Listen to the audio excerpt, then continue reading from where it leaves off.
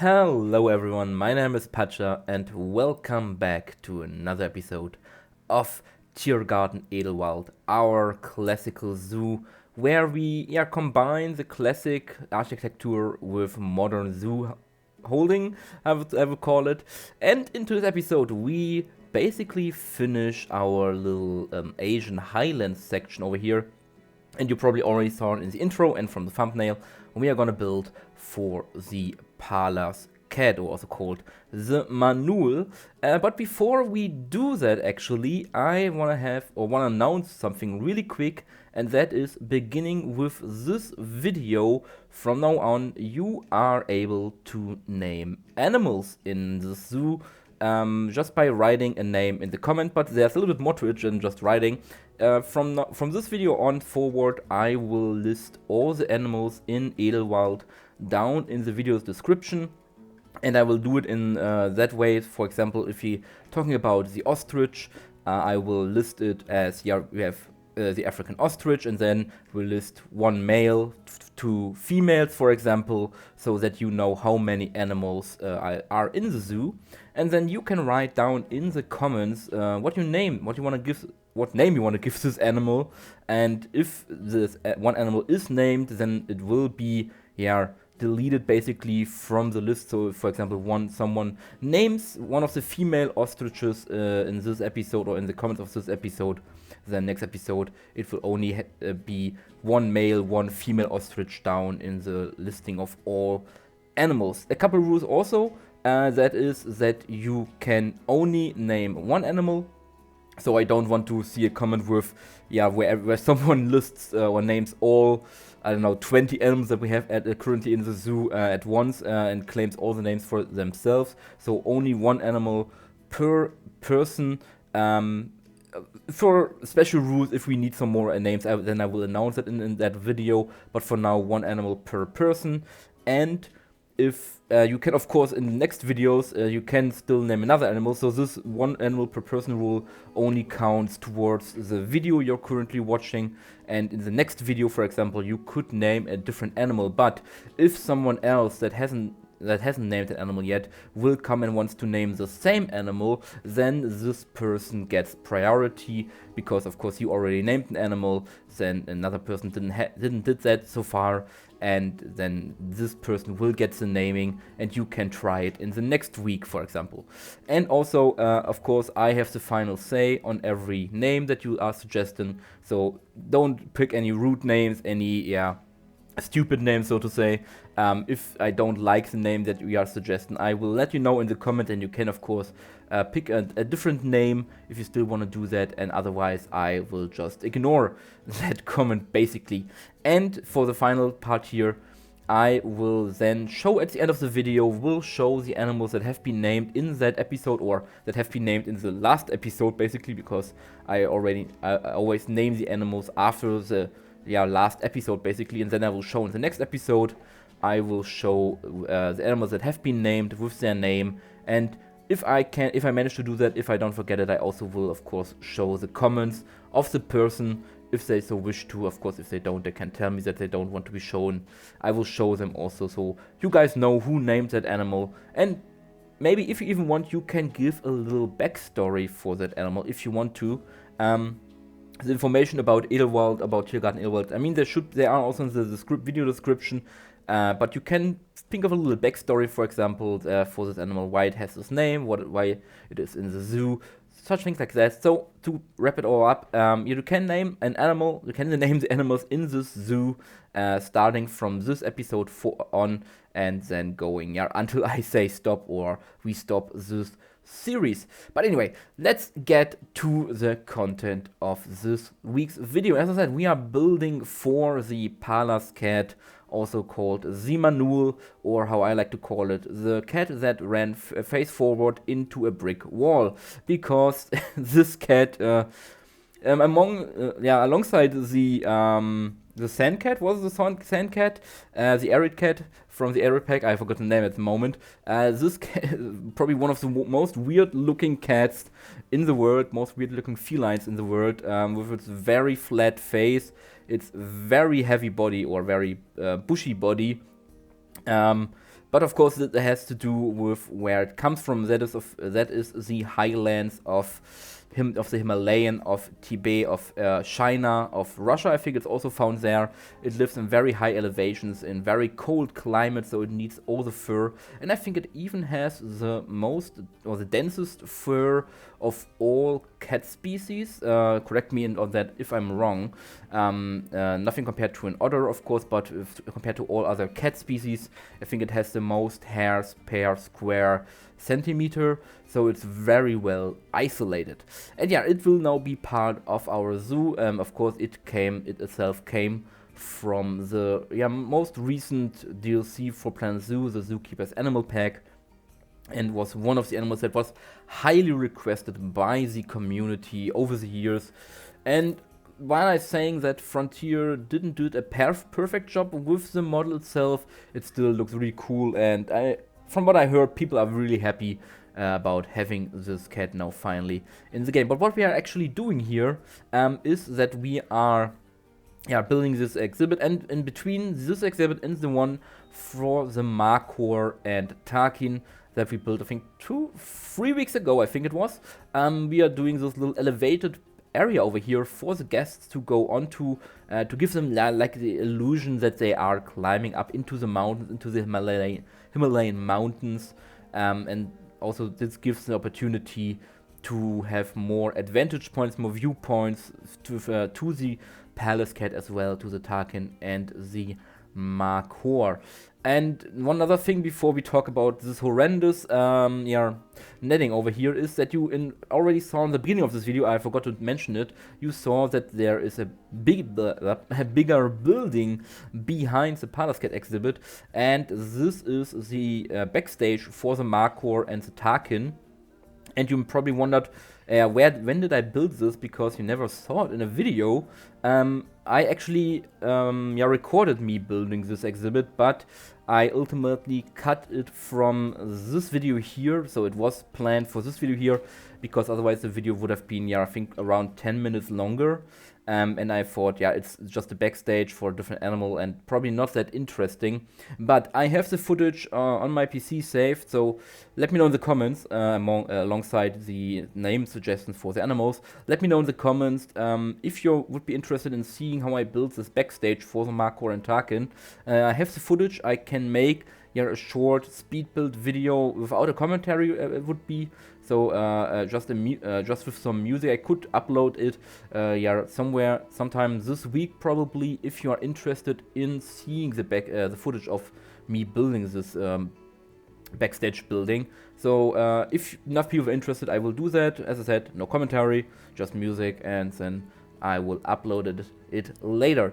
But anyway, talking about netting. I hate netting. Netting is the worst. I hate it more than pathing in this game, because I really have a hard time with thinking three-dimensionally. I think I probably mentioned it already at some points during these videos. So if something is not on a rectangular, circular shape or something like that, and has more complex angles, stuff like that, I am really having a hard time visualizing that in this game. So building a more organically shaped netting, it's not easy for me. It's really not easy for me, and I tried a couple of things that I cut ultimately. I tried some blueprints from the lovely Just Goron, and I think also from Haribo, which have amazing blueprints on the workshop, but sadly they didn't really fit the footprint of my exhibit, so I had to resort to my own, and in the end I went with this more angular approach, and this is also not the final design. I went back and just used the straight from the top down to the visitor area way, so no roof shape, basically I would call that, just a very simple shape for this netting over here, because I have no idea. I have no idea what I'm doing here. I tried my best, and I know you should have netting for a Pallas Cat enclosure to prevent them from getting out, especially with all the rock works that we are having here. In the end, it is fine. I also deleted this viewing area over here. A lot of deleting and changing stuff in this episode. I also deleted this viewing area over here because in the end I thought for one, it gave me problems with the netting. That was one reason, and otherwise, I think we already have a lot of viewing opportunities for the exhibit. We have the front big window in the front. We have the mountain area where people can look at multiple points into the exhibit, and I thought we should give these animals some privacy, so that that they can escape the visitors if they so like to. And yeah, as I said, this is the final exhibit, or the final part of area for the Asian highlands area section of Edelwald. So we've started in the forest, down in the forest with the red panda. Then we went slightly and higher up in elevation with the Markhor and Takin.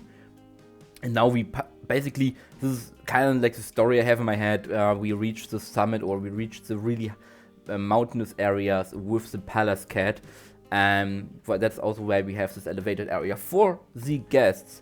And this means that in next week we get back to building for a different section, and I can already say that much. We will go back to the center area, to the hoofstock yards, the hoofstock rows in the middle, and we will finish the one. We finished the main one that we left 3 weeks ago or 4 weeks ago. Oh my god, time is flying. So we will build for these animals, and then we will see. Maybe I will ask you guys what video you want to see next after that. I will probably do a poll here in the community tab on YouTube, and you can then vote for what animal I should build next. I have already a couple in mind that I want to build for. I can just not decide which one I want to build first. So after next week's completion of the hoofstock rows, we decide where we go from there. I already planned out the entirety of the center area and its surroundings, nearest surroundings. I have all the blueprints, so to say, down, so I know where everything is, how much space it needs, stuff like that. So I can just build for weeks now, basically. Of course not for weeks, because we are going, I'm soon going into my winter break, my Christmas break, that I will return from. If you are new to the channel, and you probably don't know that, but usually every Christmas I go into my Christmas break, where I don't upload any videos, I don't upload anything, and then I return somewhere end of January, beginning of February. I return to YouTube after Christmas, after New Year's Eve, and after a little break and a little recharging the battery, so to say, spending time with my loved ones and family. And yeah, this will happen soon, not that soon, so no worries, you still get at least 2 to 3 videos from now on. And then, but I will announce it. I will announce it on all social media areas, platforms, and so you know what to expect. But anyway, we are now building the climbing areas for the Pallas Cat, and I wasn't really sure what I wanted to do.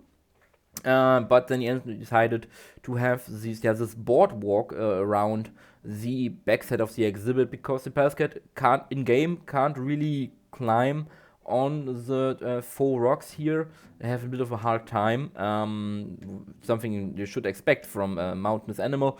But anyway, I decided to add these boardwalks that are climbable around it, which allows the Pallas Cat to get around. And I think this really nicely merges the realistic part of this exhibit, or the semi-realistic part of this exhibit, of recreating a natural landscape with something you would see in a zoo, with something that is normal for a zoo, that you have these artificial elements, you have these human-made elements to make this exhibit more usable and workable for the animal as well as the keeper. So it somewhat breaks the illusion, but also somewhat still keeps it in place. It's a weird mix between, if you have been to a zoo, to a more modern zoo, you know, these mix between, we are trying to make these realistic exhibits that recreate nature, that recreate the environment these animals are from, and we still have things like hot grass, we still have things like climbing frames, we still have things like obvious human-made enrichment items for the animals and backstages that sometimes you can't hide them, they have to be in a certain place and certain style. So there's a weird mix between these two things, that I think that in some way are the essence of the magic that zoos contain, that zoos have in them, with these mixture of reality and nature, reality and I forgot what I want to say, but anyway, we are building now the backstage. That's what I want to say. We are now starting on the backstage of our exhibit. And looking at the timer, I would say I will leave you now with the rest of the speed build and some music. As I said, just the backstage over here, very simple backstage, but we will make it so that the visitors can look inside and see the Pallas Cat. And this is also serves the purpose because on the other side of this building I will have a secondary exhibit. So that we can separate the two cats if we need to, for example, if they have kittens, so the mother needs some time with their litter, then we can separate them and prevent any aggression and fights between them. And I already built this secondary exhibit, and I built that in last week's Twitch stream on Friday. So if you didn't know already, I'm streaming every Friday over on Twitch at 9 p.m. Central European time, I said on Twitch, and there you can chat with me, you can see me building stuff. Also in Edelwald, I built some other stuff too that I will show you in the showcase at the end of the video. So every Friday, if you want to join, it's a really cool time, we have a lot of fun, and you don't miss anything anymore regarding this zoo series. But anyway, I will show you everything that we did in this episode and in the live stream at the end in a couple minutes. And until then, as I said, we'll leave you with some music, and hope I see you in the showcase at the end.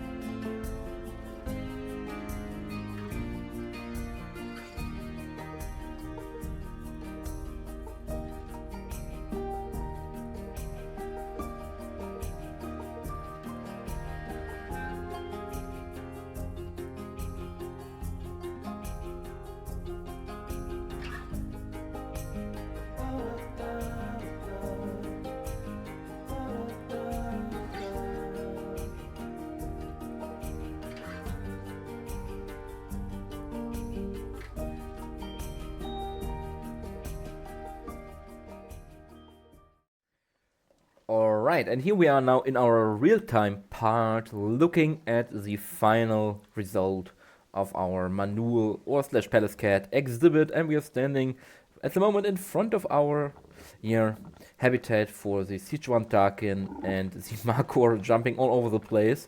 But we will get another look at them in a moment, because we can now climb up these stairs. I know I should add a ramp for wheelchairs. I kind of forgot it. I will maybe do that in the future. But yeah, here we now have another viewing area opportunity for these animals over here, kind of in the mountains high up, which I think is really cool. And you can't even really see the other path, so it's kind of hidden. Same for the other perspective, which I think is really nice.